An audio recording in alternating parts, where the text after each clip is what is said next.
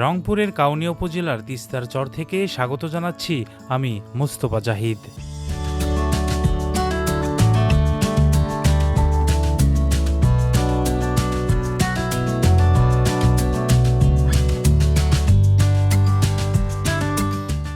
আজকের ভিডিওতে আমি আপনাদেরকে দেখাবো তিস্তার চর এবং চরে বসবাসরত মানুষের জীবন জীবিকার কিছু চিত্র।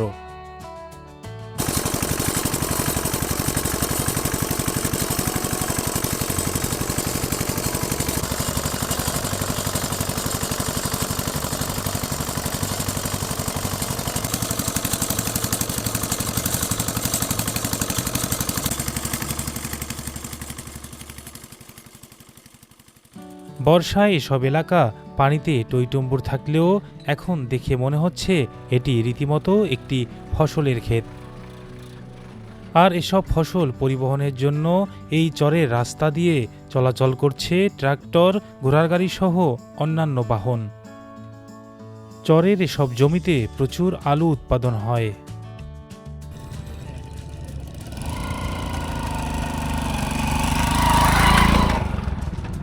বন্ধুরা দেখতে পাচ্ছেন এটি একটি আলু ক্ষেত এবং পাশেই রয়েছে মরিচ ক্ষেত, কাঁচা মরিচের ক্ষেত। তো আসলে নদীর এই জায়গাটি এক সময়ে যেখানে পানি প্রবাহিত হতো এবং প্রচুর পানি কিন্তু থাকতো, সেই জায়গাটিতে এখন সবজি উৎপাদন হচ্ছে, একেবারেই পানি নেই। এই বিষয়টি আসলে ভাবতে একটু অবাক লাগে। নদীর গতিপথ হারিয়েছে এবং নদী অনেক দূরে চলে গিয়েছে। এখান থেকে প্রায় আরও 3-4 কিলোমিটার দূরে এখন নদী, যদিও সেখানেও পানি একেবারেই কম এবং একেবারে সরু হয়ে গিয়েছে।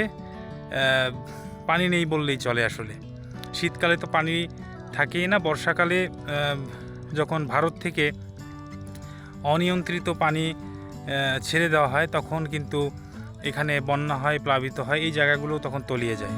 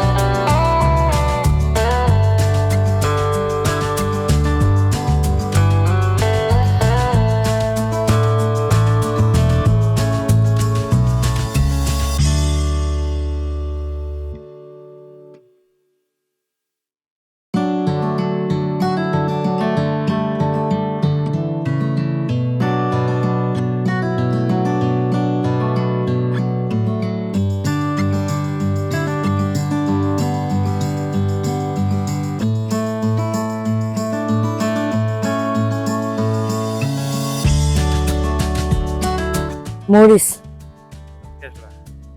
ঢুসমারা কাউনিয়া।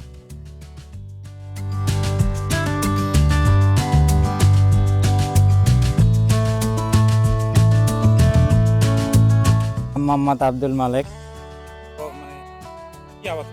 আমি আলু করছি 1 একর, লস খাইছি মনে করো 51,000 টাকা।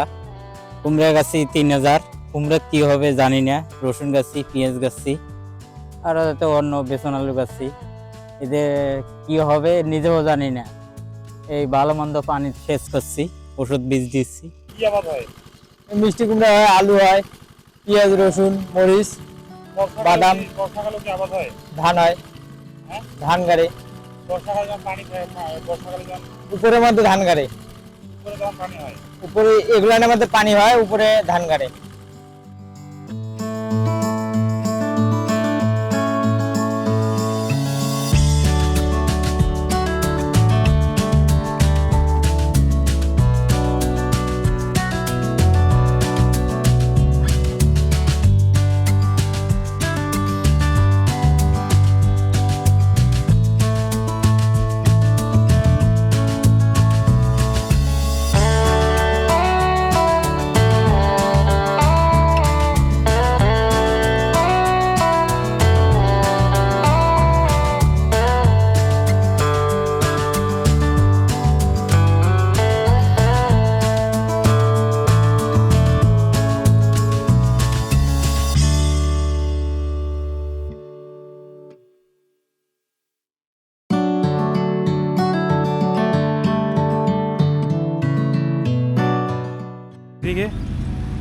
এখানে এই যে ডেজার্টে মাটি কাটিয়ে ফিরে দিছে এটা, তাছাড়া যাওয়া খুব অসুবিধা বুঝছেন। নদী কত দূরে নদী? এখান থেকে নদী আমার মাইনে 3 কিলো হবো। কেমন কত বড় নদী আছে এখন? হ্যাঁ, নদী কত দূর কত বড় আছে? এই 4 কিলো জানে বই নদী। নদীটা কত বড় এখন? পানি কেমন? দোস্ত বোধ হয় 5 কিলো হবো, 5-6 কিলো হবো। স্রোত আছে? হ্যাঁ, তার মধ্যে 1-2 কিলো নদী আছে ওই পাশে। আচ্ছা আর এই 3-4 কিলো চর, আবাদি চর। এই আমরা চাই আজ সরকারের কাছে এই নদীটা খনন করে দেওয়া। খনন করে দিলে তাহলে আমাদের সমস্যা হবে না, আমরা কোনো গরিব থাকবো না, এই বাংলাদেশ খুব উন্নত হবে। আচ্ছা আচ্ছা কোনো রিলিফ থাকবে না, কাঠ থাকবে না, খালি রাস্তাঘাট আর নদীটা খুঁড়ে দেওয়া, এই সমস্যাই, আর কিচ্ছু থাকবে না আমাদের। ঠিক আছে।